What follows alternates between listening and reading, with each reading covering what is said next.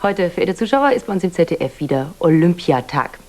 Von 17:05 Uhr bis etwa 18:50 Uhr Aufzeichnungen vom 13. und Live-Schaltungen zu den ersten Wettkämpfen des 14. Tages. Ab 19:30 Uhr meldet sich dann unser Olympiastudio in Los Angeles. Ende der Übertragung gegen 0:55 Uhr.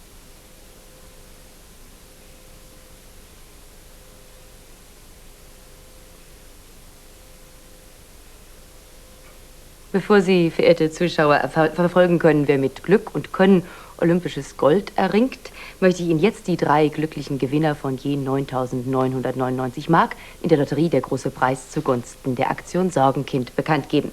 Gewonnen haben Friedbert Mager in Zimmern 1, Elfriede Günther in Hannover 21 und W. Reinhardt in Baldmannsweiler. Herzlichen Glückwunsch.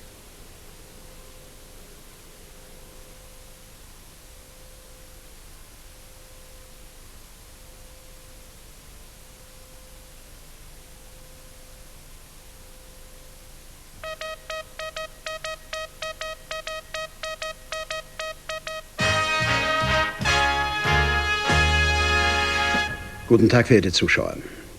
8 Medaillenringe für bundesdeutsche Athleten in Los Angeles. Damit war der drittletzte Tag der Olympischen Spiele der erfolgreichste für das Team aus der Bundesrepublik.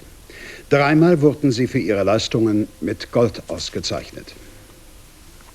Ulrike Meifert vor ihrem ersten Versuch über die Höhe von 2,02 Meter.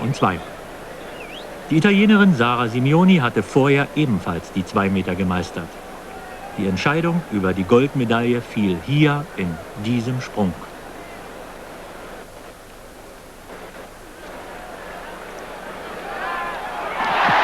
Zwölf Jahre nach ihrem damals überraschenden Triumph von München wiederholte die jetzt 28-jährige Leverkusenerin ihren olympischen Sieg.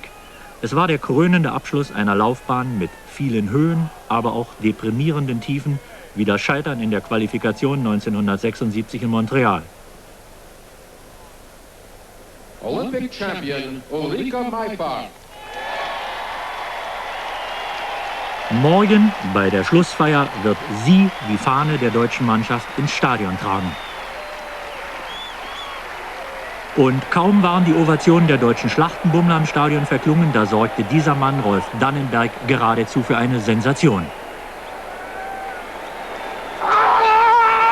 66,60 Meter schleuderte er den Diskus und wurde mit dieser Weite Olympiasieger. Der 31-jährige Rolf Dannenberg aus Wedel bei Hamburg, ein Athlet, der bisher immer unterschätzt wurde. Dr. Rainer Klimke auf Ahlerich schaffte, was seit 1956 keinem Dressurreiter mehr bei Olympia gelungen war. Er gewann nach dem Sieg mit der Mannschaft nun auch den Einzelwettbewerb. 7-mal startete er bisher bei Olympischen Spielen und gewann dabei 5-mal Gold. Los Angeles war der Höhepunkt seiner beispiellosen Laufbahn, denn nun ist er der erfolgreichste Dressurreiter der Welt.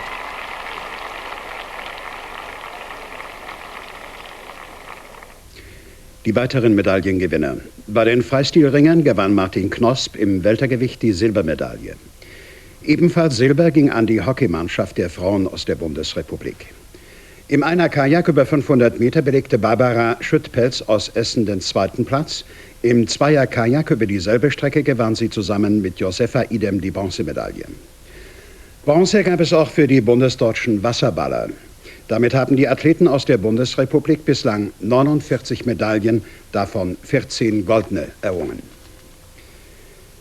Die irakische Luftwaffe hat nach eigenen Angaben im Persischen Golf 3 iranische Kampfflugzeuge abgeschossen. Außerdem sollen 5 Schiffe vor der Einfahrt zum iranischen Hafen Bandar Khomeini angegriffen und in Brand geschossen worden sein. Nach einem Bericht von Radio Bagdad dauerten die See- und Luftgefechte mehrere Stunden lang. Arbeitgeberpräsident Esser ist zuversichtlich, dass in der Bundesrepublik in diesem Jahr mehr Ausbildungsplätze als 1983 bereitgestellt werden. In der Neuen Osnabrücker Zeitung sagte Esser, er hoffe, dass das Ergebnis der Ausbildungsplatzoffensive vom vergangenen Jahr noch einmal verbessert werden könne. Damals waren rund 700.000 Lehrstellen angeboten worden.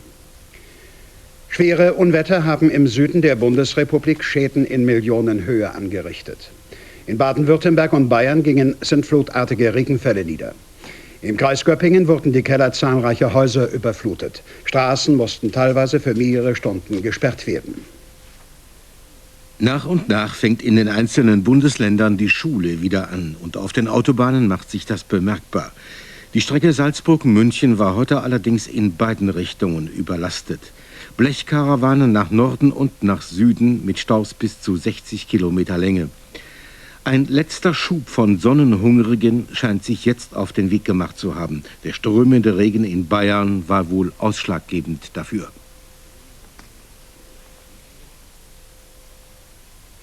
Und hier die Wetteraussichten bis morgen Abend. Heute Nacht vielerorts noch Regen. Tiefstemperaturen zwischen 12 und 16 Grad. Am Tage von Nordwesten her langsame Bewölkungsauflockerungen und besonders im Südosten noch Schauer. Höchsttemperaturen zwischen 17 und 23 Grad. Die nächste Heute-Sendung um 19 Uhr.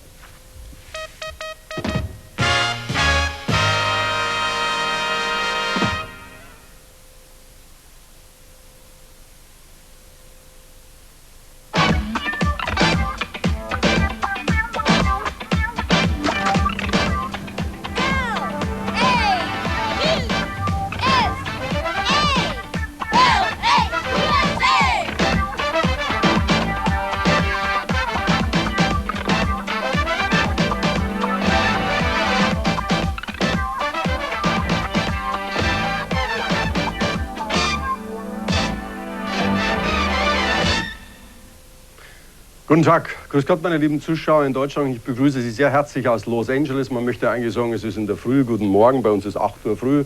Zum Abend sagen ist es auch noch nicht richtig. Also ich glaube auf jeden Fall, dass wir mit der Zeit jetzt ein bisschen zurechtkommen werden. Wir haben noch 2 riesige Marathons. Der eine Lauf führt über 42 Kilometer, dauert aber nur etwa 2,5 Stunden oder sogar etwas weniger. Der andere, der betrifft Sie zu Hause und betrifft uns hier in Los Angeles. Das ist das Marathon über etwa 35, 36 Stunden. Denn man wird nicht mehr ins Bett kommen, richtig, bis die Spiele nicht tatsächlich vorbei und das olympische Feuer erloschen ist. Ich habe gerade mit München, mit Stuttgart gesprochen. Ich habe gehört, sie ertrinken sozusagen in Regen. Die einen reden sogar davon, dass es hagelt. Also wir bedauern sie, wann immer wir in der Früh ans Fenster gehen, den Vorhang zurückziehen oder das Fenster öffnen. Man hat schon die Sonne im Gesicht. Also man würde gerne ihnen ein bisschen was mitliefern, damit auch sie von der Wärme und von der Heiterkeit von Los Angeles etwas mitbekommen. Aber das Echo ist ja so, dass alle Leute, die ich gesprochen habe zu Hause, sagen, mein Gott, es ist doch überwältigend, es ist wunderbar zuzuschauen. Das liegt nicht zuletzt an den Amerikanern, an den Zuschauern, an den Erfolgen. Es liegt auch an der strahlenden Farbigkeit, die diese Spiele ausstrahlen und die sie natürlich auch bei Ihnen zu Hause empfangen. So, was werden wir vorhaben? Bei uns gab es auch Regen. Gestern, Sie wissen es vielleicht, einen sogenannten Medaillenregen. 3-mal Gold für die deutsche Mannschaft. Für die Mannschaft außerdem 3-mal Silber und 2-mal Bronze. 8 Medaillen auf einen Schlag. Wann kann man das schon erwarten? Und jetzt sagen wir Ihnen, was wir in etwa, bitte legen Sie uns nicht auf die Minuten und auf die Stunden genau fest, was wir in etwa vorhaben. Und zwar schalten wir zunächst mal zu Wolfram Esser zum Lake Casitas, wo heute ausgetragen werden die letzten Endkämpfe der Kanuten. Bitte, Wolfram.